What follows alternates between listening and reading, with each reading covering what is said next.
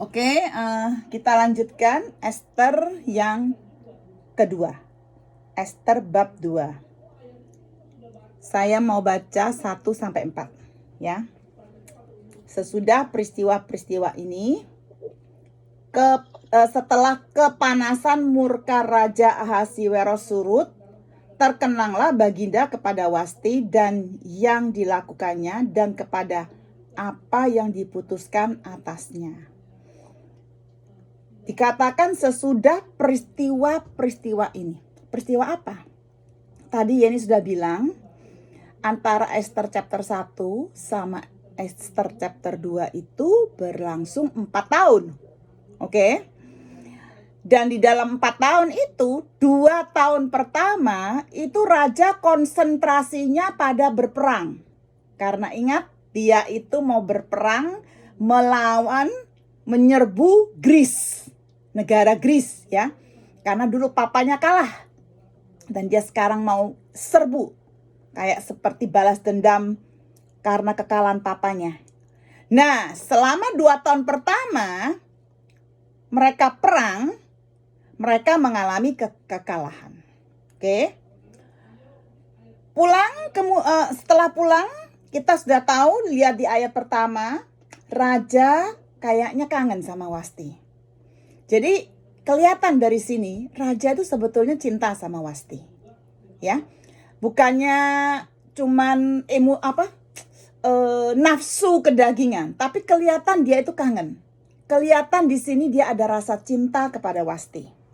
Oke, dan bahkan dia seolah-olah menyesal di sini. Oke, lalu kita lihat ayat kedua, maka sembah para biduan dan raja yang bertugas pada Baginda, hendaklah orang mencari bagi raja gadis-gadis, yaitu anak-anak dara yang elok rupanya.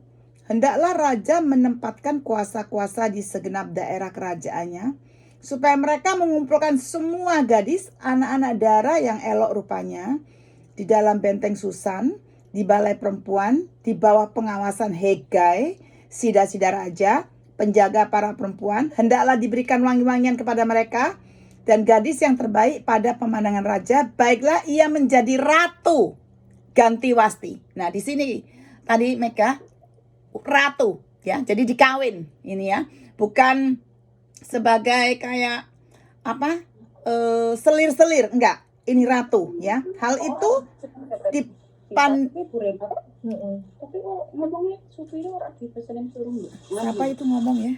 Terus enggak bawa aja. Itu masih ditunggu di depan aja kayak soal ini tak rekam. Jadi tak mateni sih. Sudah aku ya.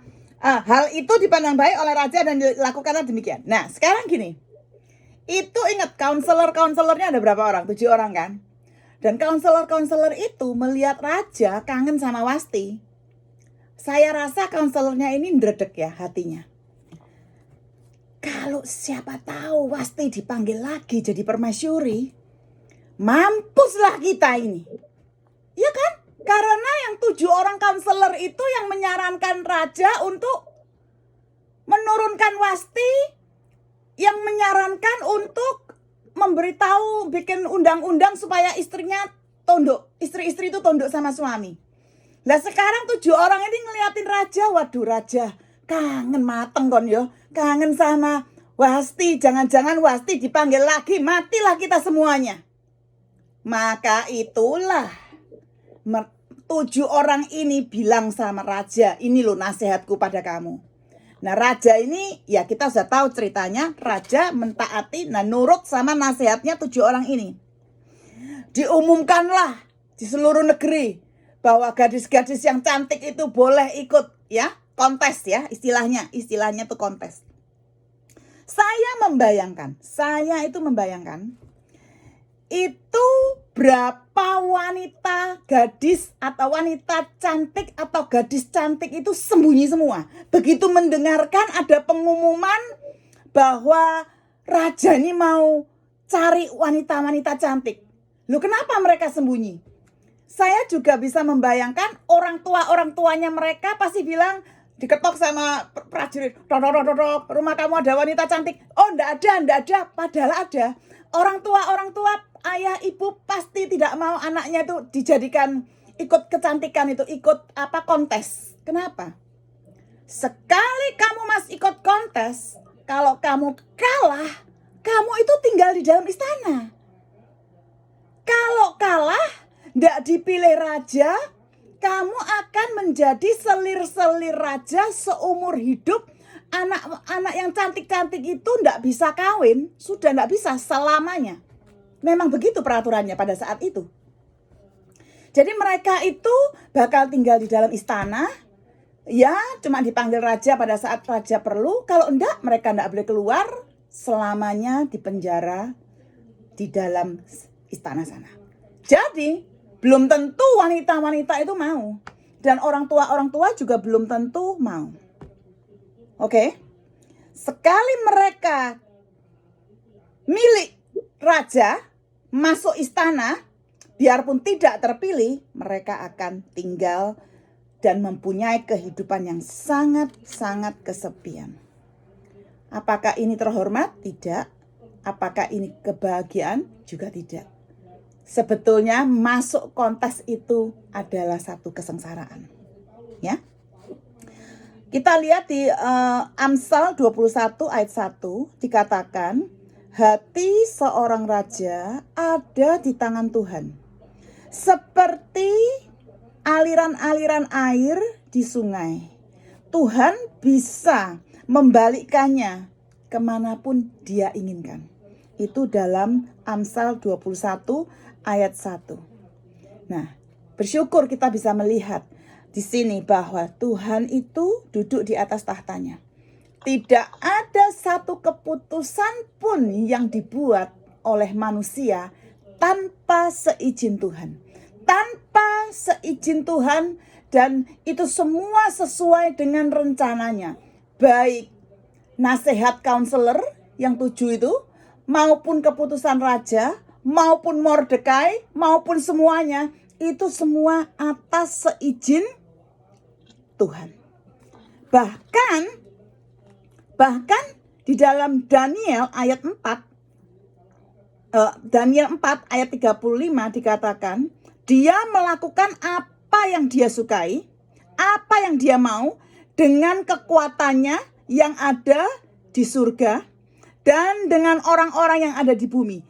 Tidak ada satu orang pun yang bisa menahan tangan Tuhan dan berkata, apa yang sedang kau lakukan? Daniel 4 ayat 35. Tidak ada satu orang pun yang bisa menahan tangan Tuhan dan mengatakan, apa yang engkau lakukan? Tidak ada. Kita lihat lanjutkan. Ayat 5 sampai 18. Saya nggak akan baca satu-satu ya, karena panjang sekali ya. Ayat 5 sampai 18. Nah, di sini kita melihat proses pemilihannya Esther. Oke. Kita sudah tahu bahwa di dalam buku Esther ini ada 3 lakon utama. Aktor utamanya 3. Yaitu Mordekai, Esther, sama Haman. Ya, 3 ini. Tadi Mega sudah jelaskan, bagus sekali. Mordekai ini itu nama Persian ya, yang artinya servant of Marduk ya. Jadi artinya itu hamba daripada Marduk. Marduk itu adalah salah satu apa tadi Giok kamu bilang? Salah satu apa yang Marduk ini Giok? Kamu mute Giok.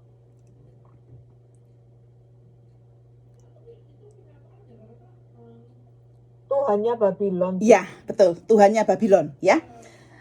Marduk ini adalah salah satu tuhannya Babylon. Lah kenapa Mordekai ini orang Yahudi kok bisa dikasih nama salah satu tuhannya, hambanya salah satu tuhannya Babylon? Nanti kita tahu ceritanya ya. Kita tahu bahwa 3 orang ini adalah aktor utama di dalam drama buku Esther ini, dan kita akan melihat ya tangannya Tuhan bekerja. Mordekai itu di dalam buku ini saja itu ditulis 58 kali loh, nama Mordekai. Oke. Namanya dia sebagai orang Yahudi disebut 7 kali. Nah, sekarang dari mana Mordekai itu? Tadi sudah disebutkan dia itu adalah keturunannya Kish ya, Kish. Kish. Kish ini adalah keturunan, adalah satu orang, yaitu orang Yahudi yang dibawa ke Babilonia dari Yerusalem waktu itu bersama dengan Daniel. Ingat enggak? Daniel, Sadrah, Meshach, Abednego. Kish ini beserta dengan mereka dibawa ke Babylon ini pada tahun 597 ya. Nah, kita tahu ada satu raja namanya Raja Cyrus ya, Raja Persia pada saat itu mengalahkan Nebukadnezar dan menguasai Babylon. Nah, Nebukadnezar waktu Babylon itu dikuasai oleh Nebukadnezar, waduh, mereka kasar sekali terhadap orang Yahudi. Tetapi Raja Cyrus ini, Cyrus ini enggak. Dia itu agak lebih lembut hatinya terhadap orang-orang Yahudi ini. Dan dia itu mengizinkan orang Yahudi itu sebetulnya kembali ke tanahnya, ke Yerusalem, ke tanahnya sendiri. Nah, pada saat Raja Cyrus itu memerintah, ada kira-kira gelombang pertama 50.000 orang Yahudi yang kembali ke Yerusalem. Itu ada di buku Esra 1, Esra 2 ya. Kemudian bertahap orang-orang Yahudi yang kembali ke Israel. Tetapi Mordekai ini memilih untuk tetap tinggal di Persia. Mordekai ini dia tidak mau balik ke Israel, dia memilih tetap tinggal. Oke. Nah, kita tahu bahwa orang-orang Babilonia itu membuat orang-orang Yahudi itu kehidupannya sangat sulit. Lah orang Persia enggak, lebih lembut terhadap orang-orang asing. Makanya banyak orang-orang Yahudi yang sukses, orang-orang Yahudi yang menjadi kaya setelah pemerintahan Raja Cyrus ini. Ya. Dan kita tahu nanti kita melihat juga Mordekai itu masuk dalam posisi di dalam raja ini setelah Esther menjadi raja ya. Itu Mordekai. Nah, Esther, kita tahu Esther itu adalah anaknya cousin ya. Cousin orang tuanya Mordekai sama orang tuanya Esther tuh saudara gitu loh.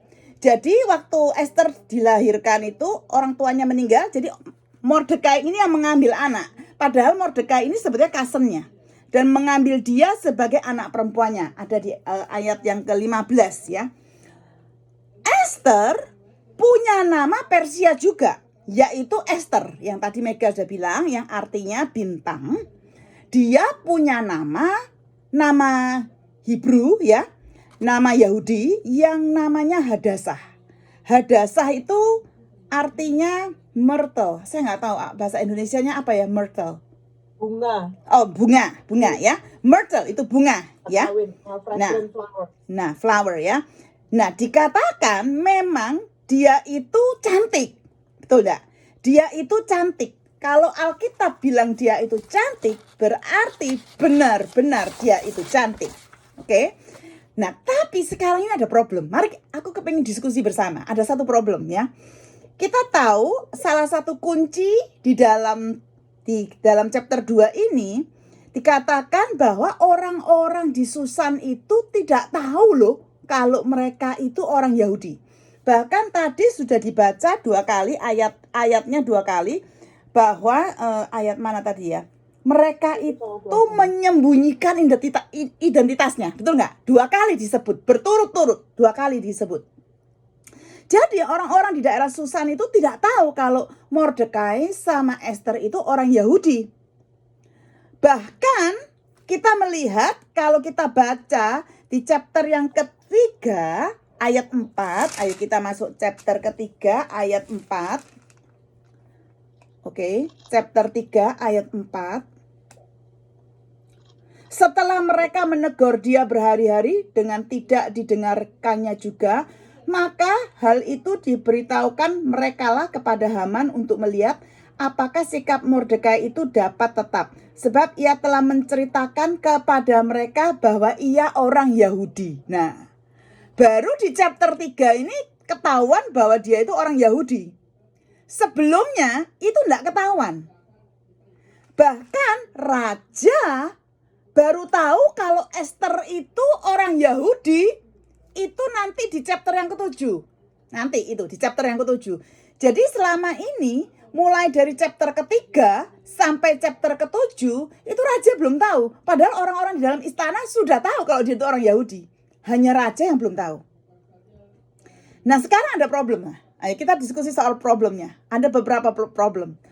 Problemnya adalah kalau Mordekai sama Esther itu menyembunyikan identitasnya, oke, berarti mereka itu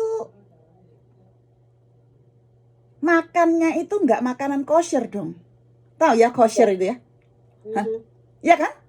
Enggak seperti Daniel. Nah, kalau Daniel kan nggak makan makanan kerajaan, betul nggak? Dia hanya minta sayur. Lah kalau Esther ini sama Mordekai, berarti dia makan sembarang dia. Melanggar, iya kan? Berarti dia makan makanan kosher. Kemudian dia enggak taat toh?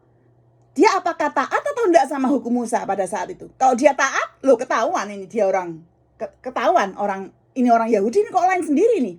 Dia taat ya, dia berdoa berapa kali sehari? Ada problem berarti. Betul enggak? Berarti bagaimana dia menyembunyikan identitasnya sebagai orang Yahudi? Kalau dia ngikuti dietnya Daniel, nggak makan, atau ngikuti hukum-hukumnya, mentaati peraturan hukum Musa, wah ketahuan dong kalau mereka itu Yahudi. Apalagi waktu kamu baca di ayat 12 sampai 16 itu dikatakan dia itu 1 tahun loh di dalam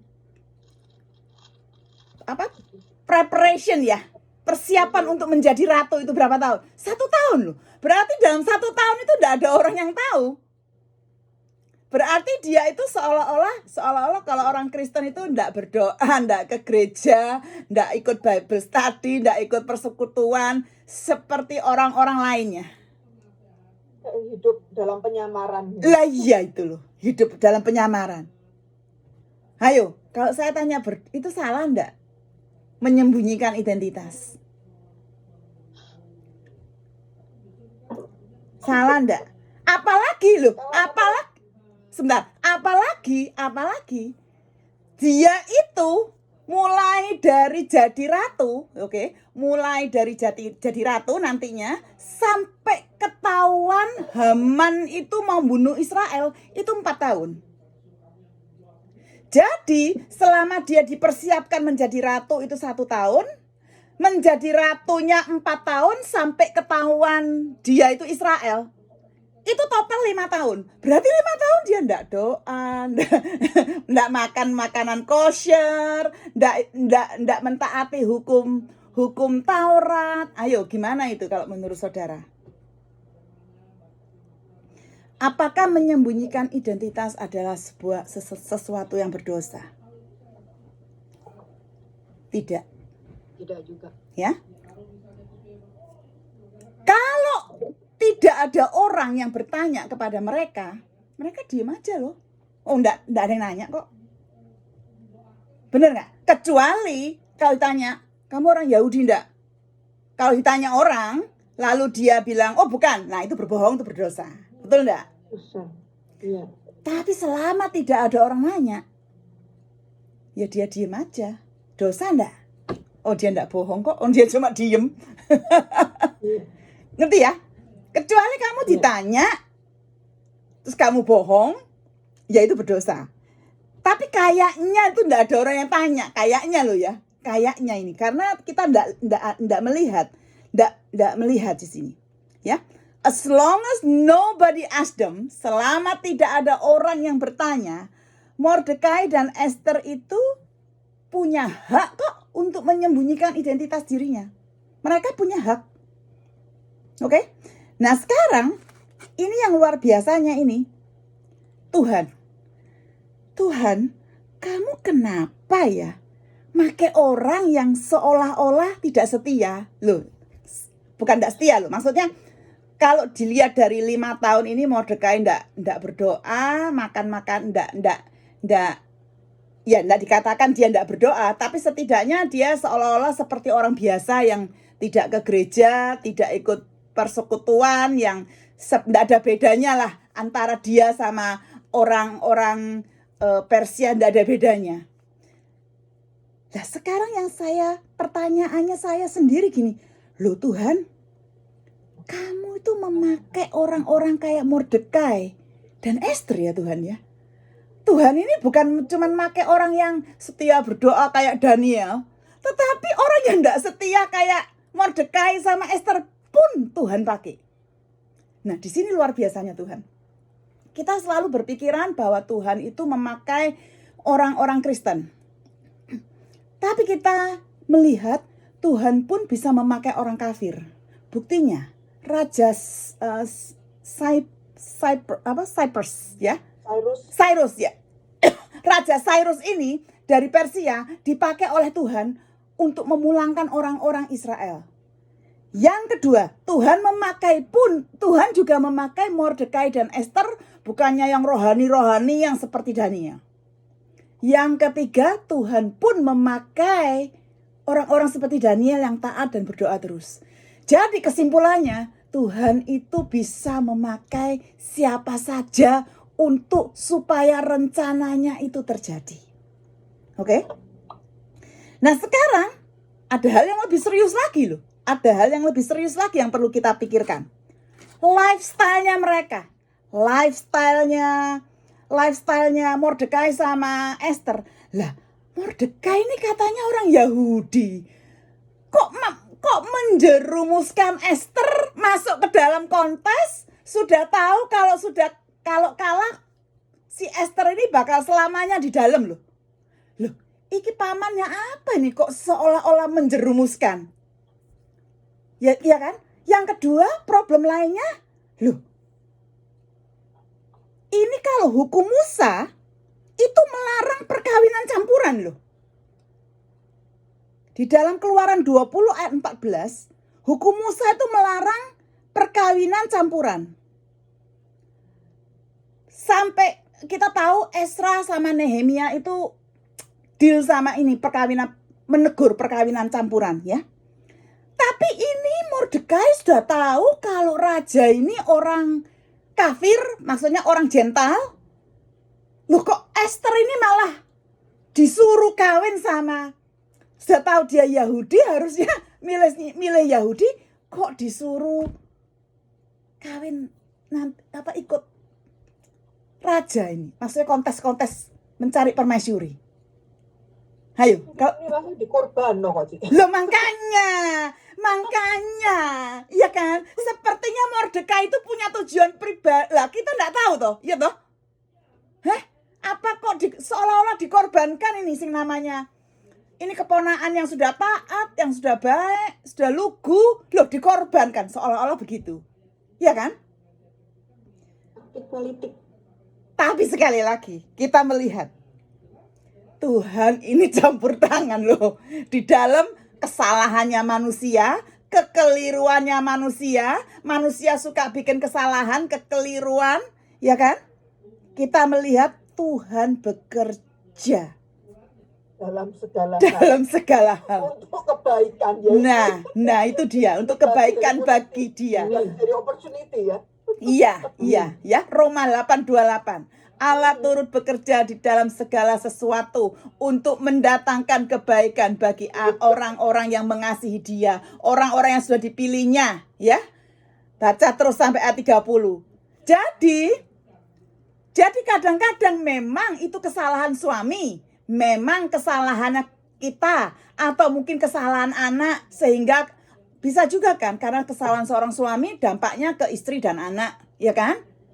Kekeliruan, kesalahan, keteledoran, itu pun kamu lihat di sini Tuhan campur tangan.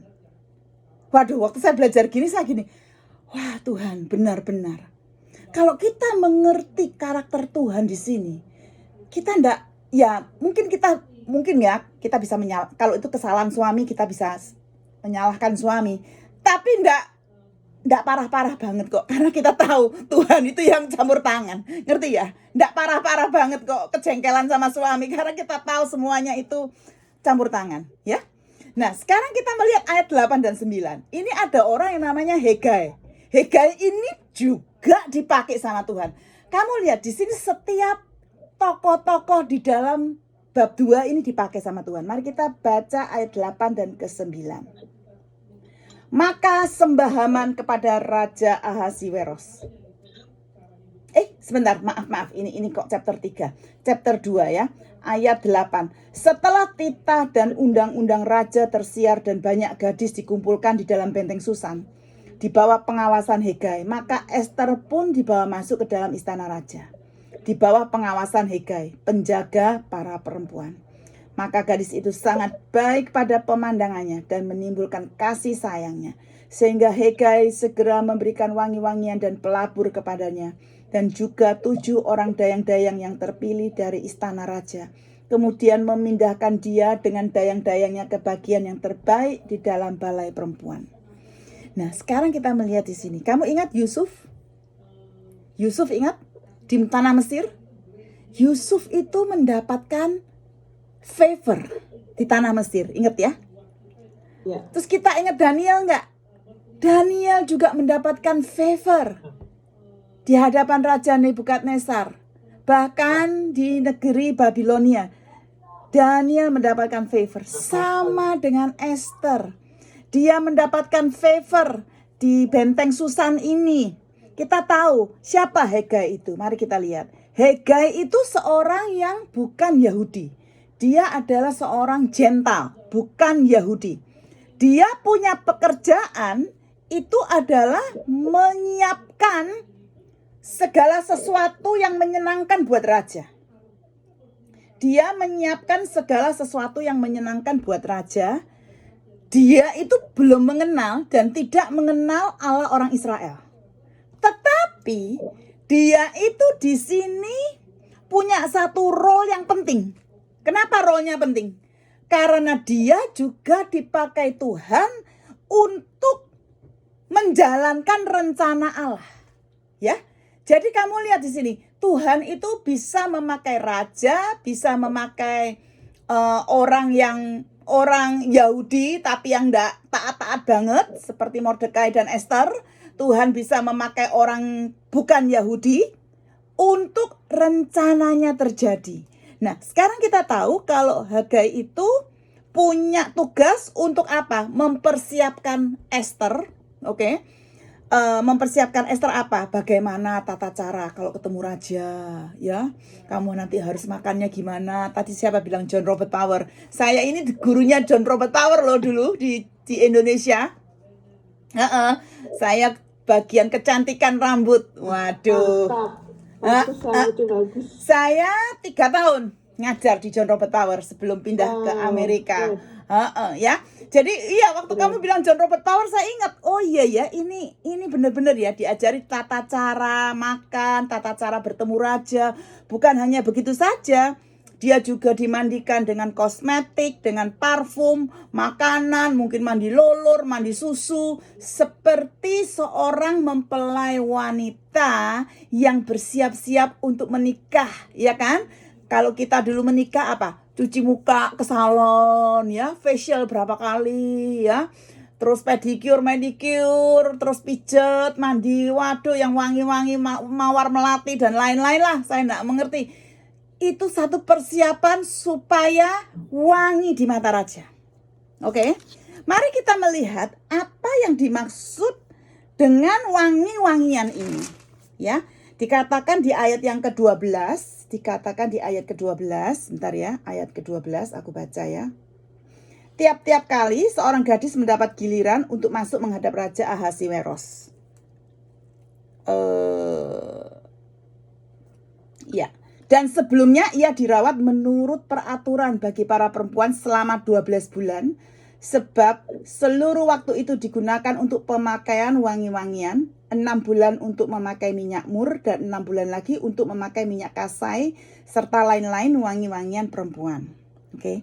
Ketika kita baca wangi-wangian, di dalam Amsal 27 ayat 9 ditulis, minyak dan wangi-wangian itu menyukakan hati. Oke.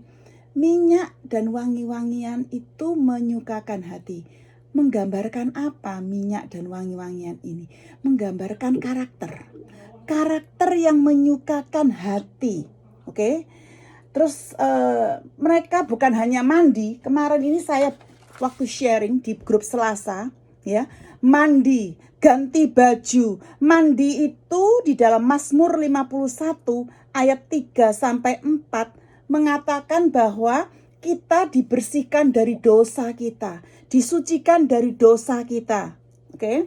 Mengganti baju dalam Efesus 4 ayat 20 sampai 24. Mengganti baju itu kita itu sudah mengenal Kristus, ya. Sudah mengenal Kristus, jangan lagi pakai pakaian yang lama, tetapi marilah kita memakai pakaian yang baru, yaitu karakter-karakter Kristus. Ya, pakaian baru, kebaikan, kelembutan, itu semua ada di Efesus 4 ayat 20 sampai 24. Nah, kita melihat di sini gambaran seorang yang dipersiapkan untuk bertemu dengan raja. Kenapa harus 2 bulan? Karena proses mandi, proses perubahan karakter, proses itu tidak bisa langsung. Itu membutuhkan waktu. Sama dengan kita ini sekarang dipersiapkan oleh Bapa kita untuk dipertemukan dengan anaknya, yaitu Yesus Kristus, yang akan menjemput kita sebagai seorang pengantin laki-laki menjemput pengantin perempuan. Tadi Dina sudah sharing, bagus sekali Dina, bahwa ini adalah satu persiapan, yaitu mengasah karakter kita melalui problem-problem, melalui persoalan, melalui penderitaan, melalui tekanan-tekanan. Ini semua adalah karakter-karakter yang sedang dibentuk oleh Tuhan supaya kita menjadi dewasa. Pernahkah seorang mempelai laki-laki menikah dengan anak-anak? Tidak pernah lihat. Mempelai laki-laki menikah dengan seorang mempelai wanita yang juga dewasa. Disinilah proses itu. Gambaran Esther dipersiapkan bertemu dengan raja adalah gambaran kita yang saat ini sedang dipersiapkan untuk bertemu dengan Tuhan Yesus nanti kalau dia menjemput kita. Ya.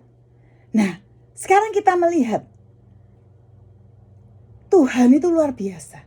Dia bisa bekerja di dalam hatinya Hegai.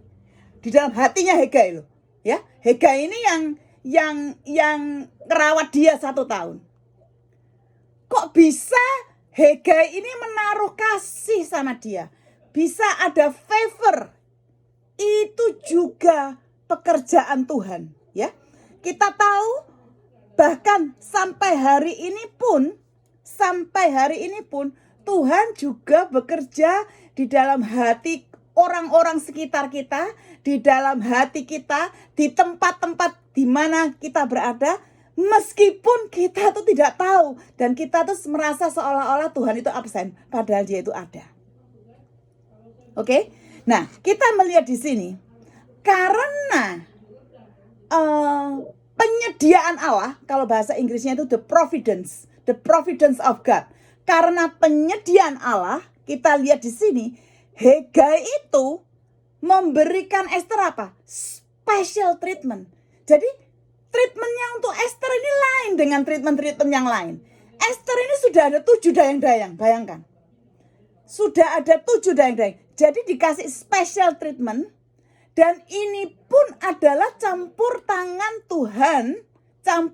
Tuhan di dalam rencananya untuk bangsa Israel. Luar biasa, sampai saya tuh berpikir begini, waduh Tuhan, saya kalau melihat Esther, ini yang chapter 2 ini ya, saya melihat dia memakai 7 counselor, dia memakai Raja Ahasiweros, dia memakai setiap oknum supaya rencananya tercapai, yaitu menyelamatkan bangsa Israel. Nah sekarang kita baca ayat 10 sama 11. 10 dan 11. Esther tidak memberitahukan kebangsaan dan asal usulnya karena dilarang oleh Mordekai. Tiap-tiap hari berjalan-jalanlah Mordekai di depan pelataran balai perempuan itu untuk mengetahui bagaimana keadaan Ester dan apa yang akan berlaku atasnya. Loh, ini saya kalau lihat Mordekai ini ya, ini kayaknya dia itu bingung sendiri ya. Ini Moro Ester memberitahu.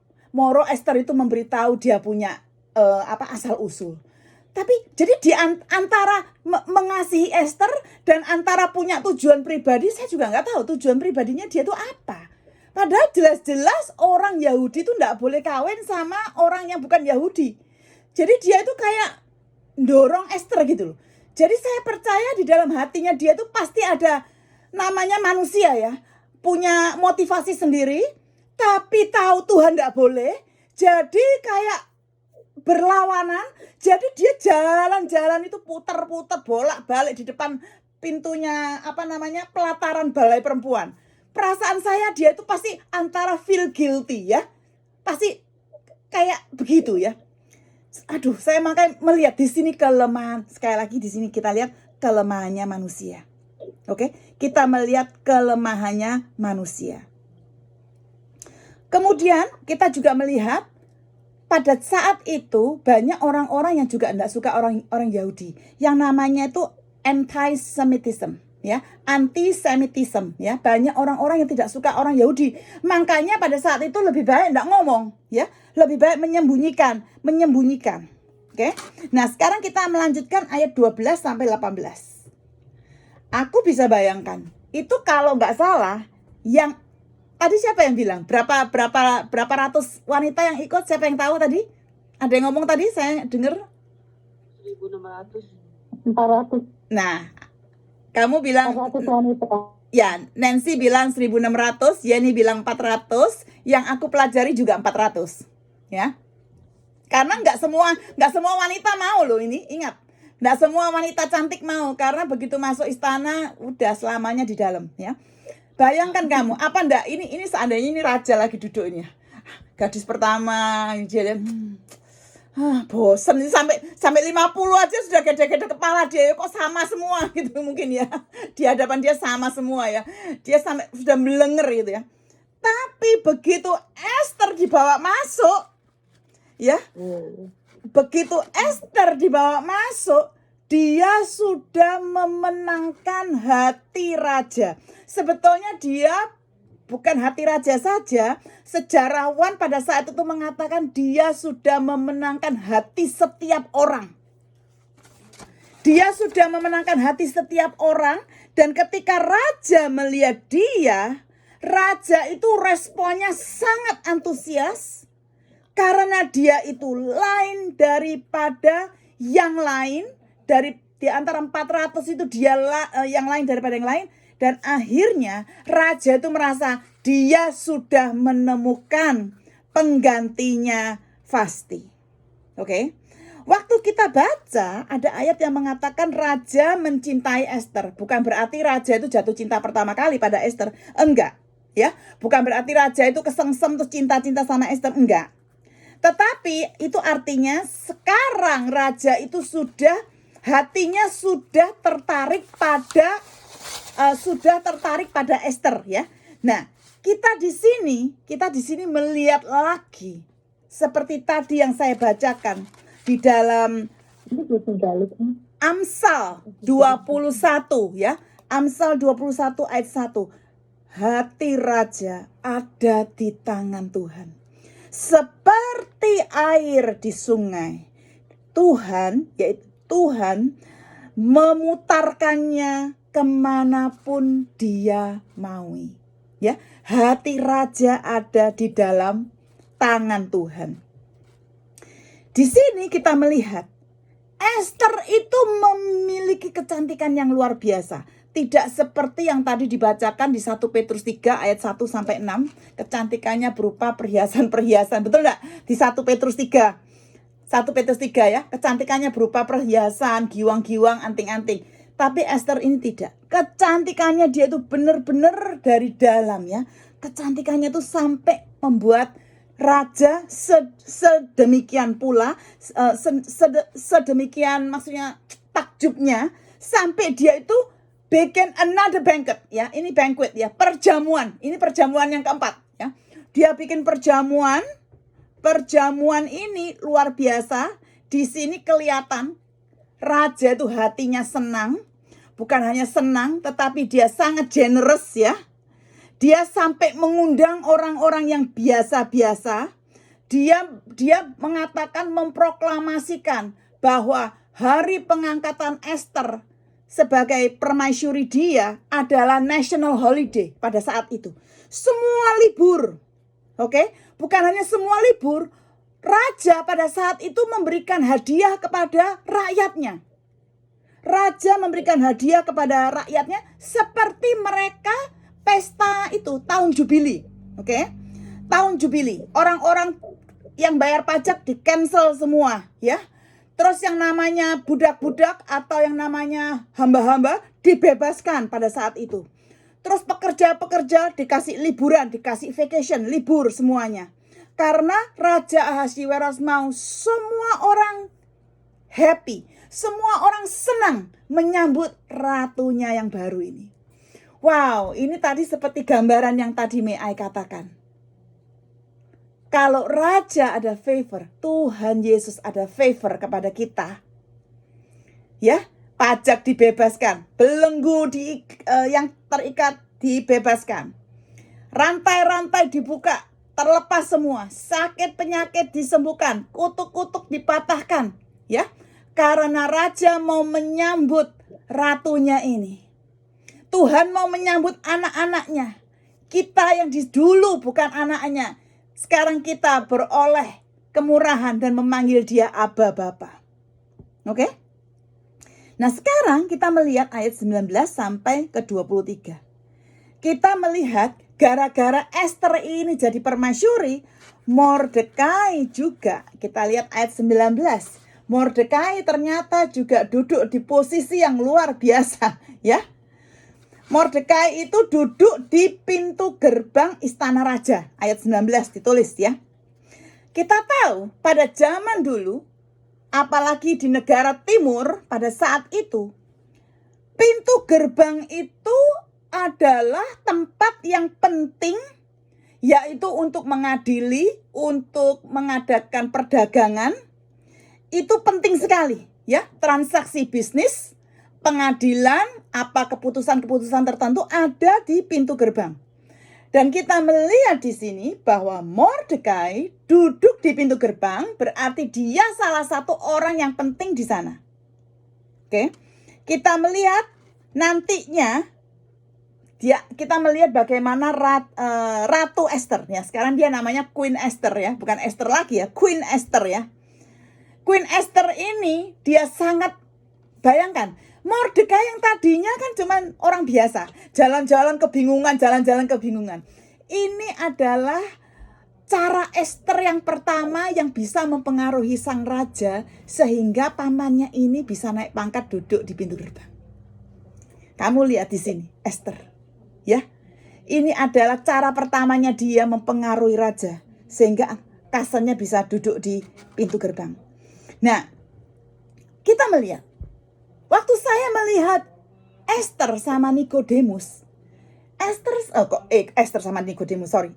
sama Mordekai, ini ingat-ingat seperti Nikodemus sama Yusuf dari Arimatea. Ingat nggak?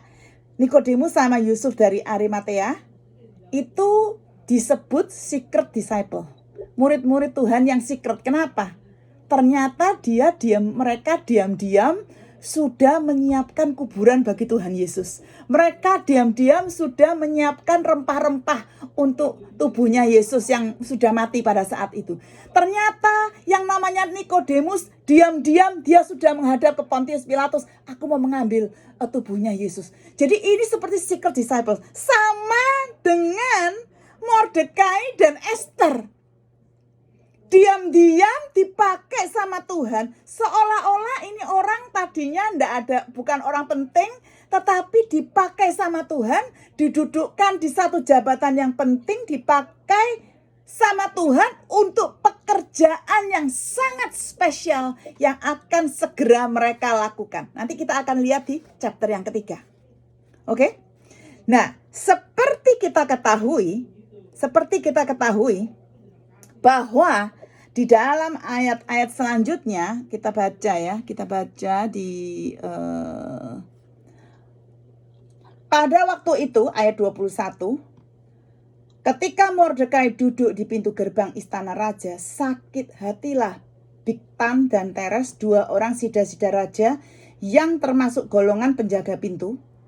Lalu berikhtiarlah mereka untuk membunuh Raja Ahasiweros. Loh, salah apa raja ini? Kenapa ini Bigtan dan Teres kok bisa sakit hati? Oke. Kok bisa sakit hati? Karena sakit hati kok mau bunuh raja? Kemungkinan besar mereka sakit hati karena mereka melihat Vasti itu diturunkan. Ada yang mengatakan bahwa mereka berdua ini sangat mengasihi Vasti. Apakah ada hubungan keluarga? Tidak ada yang tahu. Tapi mereka berdua ini mengasihi Vasti. Dan ketika Vasti itu diturunkan jadi raja, mereka itu sakit hati. Makanya sakit hatinya mereka sampai mereka itu mau membunuh raja. Ini berarti raja itu melakukan sesuatu yang benar-benar menyakitkan. Kok sampai mau dibunuh? Ya kan? Kalau perang nggak mungkin, masa kalah perang mau dibunuh, ya kan? Pasti ini ada hubungannya dengan Vasti. Ayat 22, tetapi perkara itu dapat diketahui oleh Mordekai. Nah, ini loh luar biasa. Kok bisa Mordekai itu tahu? Pada saat mereka itu berkomplotan, pada saat mereka ngomong, kok bisa Mordekai itu bisa mendengar? Kita sekali lagi melihat campur tangannya Tuhan. Sekali lagi kita melihat Tuhan itu bekerja pada waktu yang tepat, pada orang yang tepat. Ya, kok bisa pada saat mereka dua ngomong Bigtan dan Teres itu, pada saat itu Mordekai itu mendengar. Bisa juga Mordekai saat itu lagi ke WC, lagi ke mana, kok bisa nggak dengar? Kok bisa mereka dengar? Itu kalau bukan karena campur tangan Tuhan. Oke? Kita melihat di sini campur tangan Tuhan, dan sehingga Mordekai itu cerita sama Esther, dan ketika Esther itu cerita sama raja, kamu lihat di sini. Raja itu waktu diberitahu, kita baca ya. Perkara itu ayat 23, perkara itu diperiksa dan ternyata benar, maka kedua orang itu disulakan pada tiang, dan peristiwa itu dituliskan di dalam kitab sejarah di hadapan raja. Oke. Kita melihat di sini bahwa Mordekai itu waktu ngasih tahu Esther ngasih tahu raja, Mordekai itu sebetulnya sudah dapat kredit, sudah dapat penghargaan. Penghargaannya apa? Namanya dimasukkan di buku sejarah.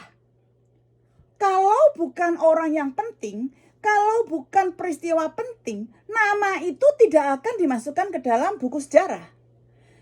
Tetapi karena Mordekai ini, dia sudah menyelamatkan raja, salah satu kreditnya, salah satu rewardnya itu, yaitu namanya dimasukkan ke dalam kitab sejarah.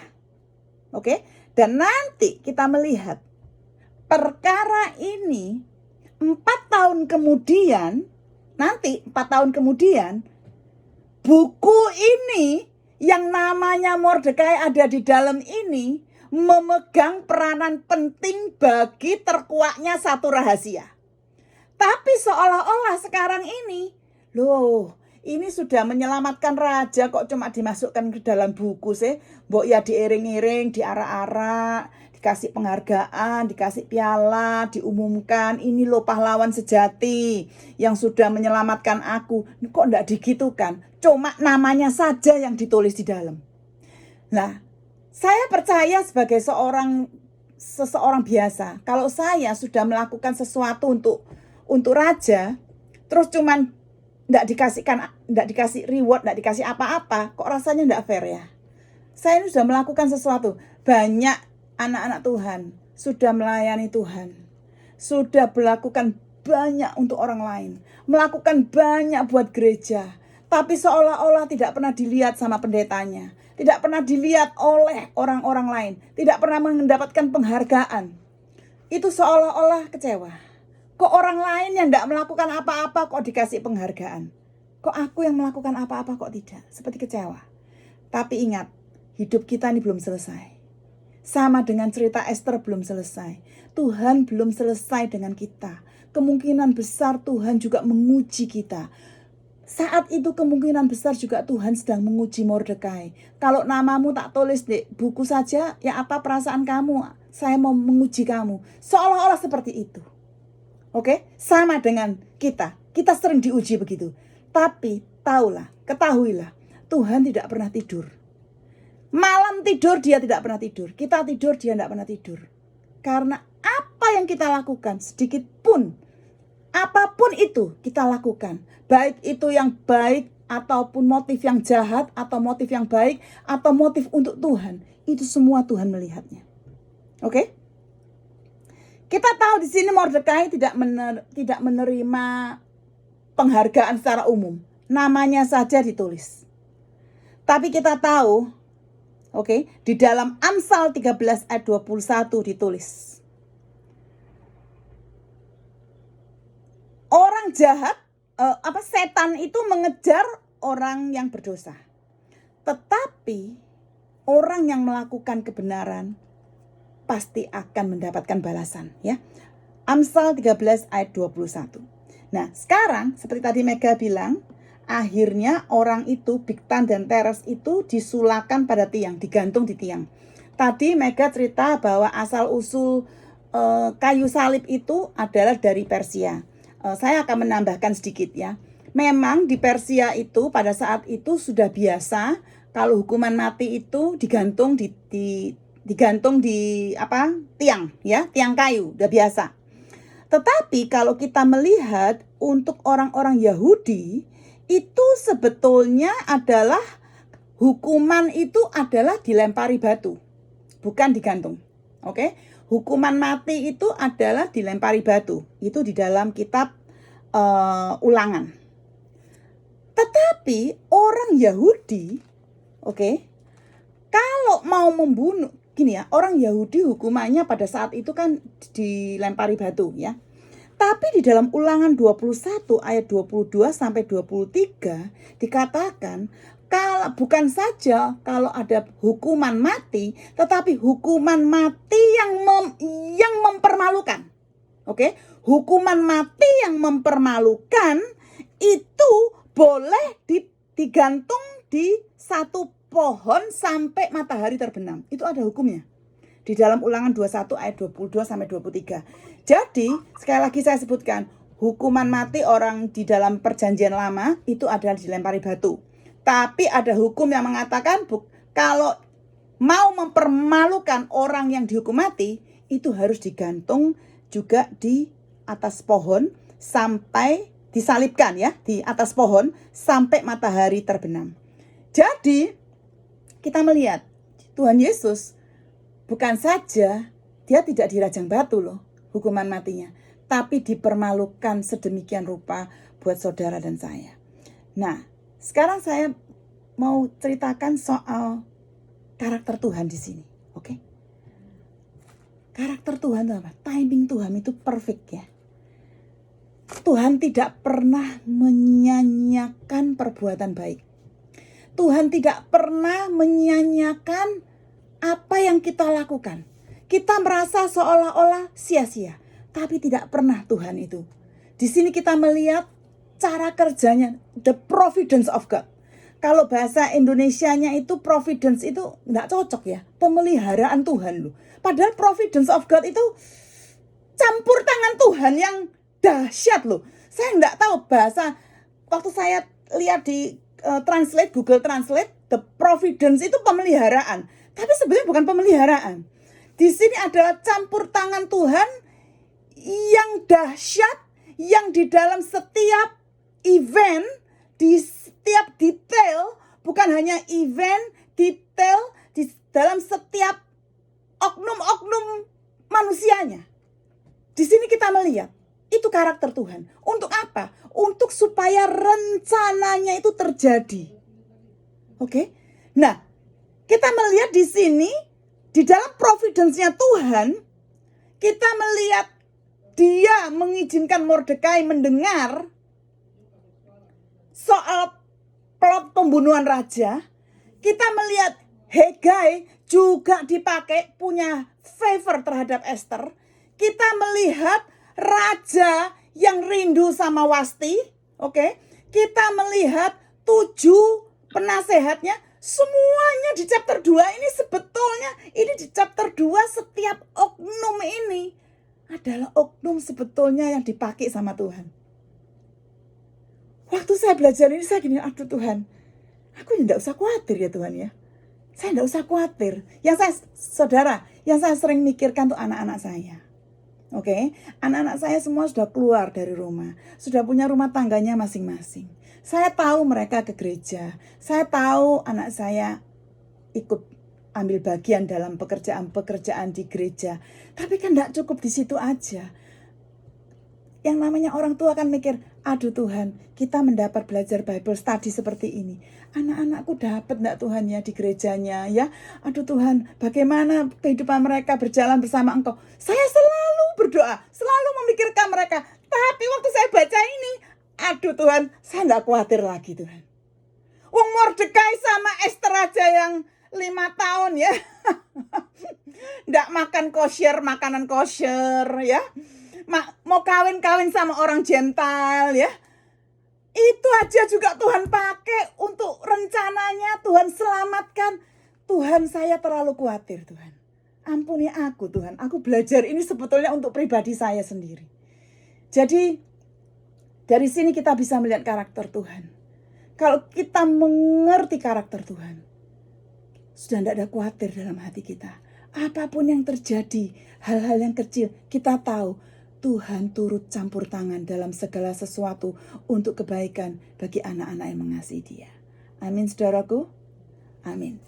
Sekian ya, saudaraku. Shalom bagi yang mendengarkan. Tuhan berkati.